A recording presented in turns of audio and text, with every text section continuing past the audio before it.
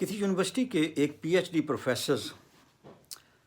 Professor نے ایک کوئی نظریہ دریافت کیا اور ان کو اس کی سچائی کا پورا یقین تھا کہ اگر یہ میرے نظریے پہ دنیا عمل کرے تو دنیا جو ہے وہ تبدیل ہو جائے گی۔ انہوں نے مختلف یونیورسٹیز میں اپنا فلسفہ پیش کیا لیکن کہیں پذیرائی نہیں مل سکی۔ پھر انہوں نے مختلف شہروں میں سیمینارز کرانے شروع کر دیے، وہاں بھی بات نہیں بنی۔ پھر مختلف ملکوں میں جانا شروع کر دیا اور اپنا فلسفہ بیان کرتے رہے لیکن پذیرائی کہیں بھی نہیں ملی۔ پھر انہوں نے سوچا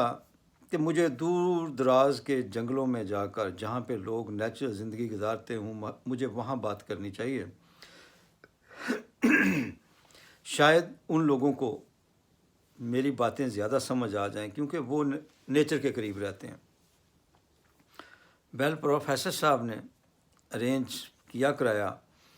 اور چند اپنے خیر خواہوں کو لے کے تو بہت ہی دور دراز جو ہے نا وہ ایسے قبائل میں پہنچے جہاں جنگل ہی جنگل ہوتے تھے اور لوگ پھل وغیرہ کھا کے گزارے کر لیتے تھے یہ وہ، اور کپڑوں کے نام پہ بھی بس تھوڑے بہت ہلکا پھلکا بس کر لیا، بس ٹھیک ہے بھائی۔ تو وہاں جا کے انہوں نے بات کی تو وہاں جو چیف قبائلی تھا اس نے کہا کہ یہ ہمارے لوگوں کی مطلب کی چیز نہیں ہے، نہ ان کو سمجھ آنی ہے، تو پروفیسر صاحب رہنے دیں۔ تو لیکن پروفیسر صاحب چونکہ بڑے سیانے آدمی تھے، وہ بڑے بڑے لمبے چوڑے تحائف ساتھ لے کے گئے ہوئے تھے۔ اب وہ چیف قبائلی اس کو انکار بھی نہیں کر سکتا تھا کہ پروفیسر صاحب جو اتنے مہنگے مہنگے میرے لیے تحائف لے کے آئے ہوئے ہیں، وہ شاید پتہ نہیں توشہ خانہ کے لیے تھے، تو جانے تو خیر اس چیف قبائلی کو ہی تھے۔ تو اس نے سمجھایا لیکن وہ جب نہیں مانے تو پھر اس نے کہا ٹھیک ہے، اب ہماری روایات ہیں، پرمپرا ہے کہ ہم اپنے مہمانوں، معزز مہمانوں کو خالی ہاتھ نہیں لوٹاتے، تو چلیں میں اس طرح کرتا ہوں کہ ہمارے ساتھ ساتھ کے جنگلوں کے جو بھی وہاں پہ قبائل رہتے ہیں ان کو میں اکٹھا کرتا ہوں فلاں دن، اور وہاں آپ اپنا فلسفہ بیان کریں، تو اگر پذیرائی مل جاتی ہے تو بڑی اچھی بات ہے، میرے لیے بھی اعزاز کی بات ہوگی۔ تو جی ارینج کیا گیا ہفتہ 10 دن میں کہ جی سارے جو ہیں وہ فلاں جو گراؤنڈ ہے وہاں پہ اکٹھے ہوں گے، اور تو لہذا مختلف قبیلوں سے مختلف ٹولیاں بن کے آئیں، تو ہزاروں کی تعداد میں قبائلی جو ہے وہ زمین پہ بیٹھے ہوئے تھے۔ پروفیسر صاحب کے لیے سٹیج سجایا گیا تھا، پروفیسر صاحب سٹیج پہ چڑھے، ساتھ میں چیف قبائلی تھے اور ادھر ادھر کے ان کے جو 2-4 دوست تھے وہ تھے۔ تو پروفیسر صاحب نے جناب بڑے جوش و جذبے کے ساتھ وہ فلسفہ بیان کرنا شروع کیا۔ تو قبائلی جو آڈینس تھی پہلے تو وہ ایک دوسرے کا منہ دیکھتے رہے، پھر آنکھوں ہی آنکھوں میں دیکھ کے تو کچھ سوال کر رہے تھے، لیکن یہ نہیں پتہ چل رہا تھا کہ وہ آپس میں کیا سوال ایک دوسرے کو کر رہے ہیں۔ پھر اچانک جب تقریر پروفیسر صاحب کی لمبی ہو گئی تو کچھ قبائلی اٹھے اور انہوں نے زور زور سے تالیاں بجانی شروع کر دیں اور کہا ہوزنگا ہوزنگا ہوزنگا۔ تو پروفیسر صاحب کو حوصلہ افزائی ہوئی، انہوں نے کہا کہ یہ نعرے بھی مار رہے ہیں اور تالیاں بھی خاص طور پہ بجا رہے ہیں، تو انہوں نے اور جوش جذبے کے ساتھ جو ہے نا تقریر شروع کر دی۔ جیسے جیسے پروفیسر صاحب جوش جذبے کے ساتھ تقریر کرتے جاتے تو ان کی آڈینس اور زور زور سے ہوزنگا ہوزنگا کے نعرے لگاتی، زور زور سے تالیاں بجاتی، تو نہ پروفیسر صاحب باز آئے اور نہ پھر قبائلی باز آئے۔ اب قبائلی چونکہ ایک چیف قبائلی کے مہمان آئے ہوئے تھے، تو پروفیسر صاحب سے اور تو وہ کوئی بات کر نہیں سکتے تھے، قریب نہیں جا سکتے تھے، بس وہ دور سے کھڑے ہو کے ہوزنگا ہوزنگا کی آوازیں لگاتے اور تالیاں زور زور سے بجاتے رہے۔ تو جناب پروفیسر صاحب نے جب خوب اپنا نکال لیا، سارا جو جذبہ نکال لیا، تو قبائلیوں کا شکریہ ادا کیا کہ دیکھیں بڑے بڑے میں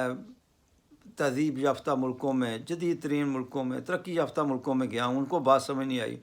قبائلیوں کو میری بات سمجھ آ گئی ہے۔ تو جناب اس طرح پہ واپسی پہ کھانا شانا کھایا اور چیف قبائلی ان کو چھوڑنے کے لیے واپس جا رہا تھا، تو جو وہ کچی سی جو سڑک بنی ہوئی تھی وہاں پہ انہوں نے دیکھا کہ بہت سا آگے گند پڑا ہوا ہے. وہاں سے اصل میں ہاتھیوں کے جو نا وہ گزرتے تھے، ریوڑ جو کہہ لیں یا کچھ بھی گروپ کہہ لیں، گزرتے تھے. تو وہ وہاں پہ انہوں نے پوٹی پیشاب وغیرہ کر دی تھی، اور اوپر سے بارش ہو گئی تو وہ منوں کے حساب سے جو ہے نا وہ پڑا ہوا تھا، ان کا گوبر شوبر پڑا ہوا تھا، اور بہت بری حالت ہو گئی تھی، بو بھی آ رہی تھی. لیکن مسئلہ یہ تھا کہ رستہ گاؤں سے اس جنگل سے باہر جانے کا وہی تھا، تو وہیں سے گزرنا تھا. تو کچھ لوگ بھی وہاں پہلے سے بھی کھڑے ہوئے تھے. تو جب انہوں نے دیکھا کہ چیف قبائلی آ رہا ہے تو فوری طور پہ وہ سائڈ پہ ہو گئے. تو ایک دم سے جب وہ ایک مطلب ہے کہ گند کا ایک بہت سمجھیں کہ ایک اونچا، اب پہاڑ تو نہیں کہہ سکتے لیکن کہہ لیں کہ کافی زیادہ گند پہ ایک دم سے نظر پڑی.